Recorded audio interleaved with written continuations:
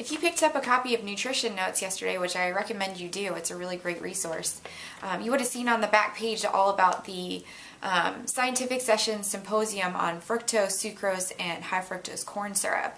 And I wanted to give a little bit of a recap of this. It's obviously a very hot topic. You could tell just by the atmosphere in the room, it was a packed house.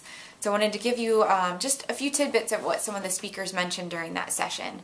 The first was John White of White Technical Research, and he concluded that support is actually weak for fructose as a metabolic or biochemical threat at exposure levels that are typical of the human diet. However, he was followed up by Dr. Bray at Pennington, who listed a variety of metabolic consequences of increased fructose consumption, including increased triglycerides, total cholesterol, blood pressure, and an increase in muscle, visceral, and liver fat. The next speaker was Dr. Lustig at UCSF, and he made the comparison between fructose and ethanol, showing that they're actually very similar in the way that they're metabolized. And he went on to point out that excessive fructose and excessive ethanol consumption share a lot of the same outcomes. He also pointed out that fructose is 7 times more likely than glucose to produce advanced glycation end products.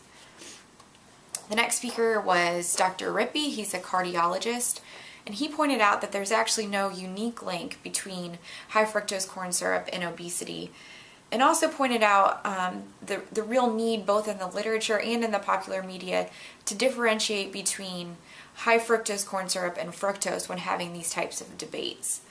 The last speaker was Dr. Klurfeld, and he pointed out a lot of the issues that are considered by government agencies when making decisions in these type of issues, because they're obviously very important to human health and a lot of interest in these topics. So it'll be interesting to see where these debates go as we move forward. So if any of you were there, I'd like to hear your comments or thoughts or anything that you thought that stuck out to you at this symposium.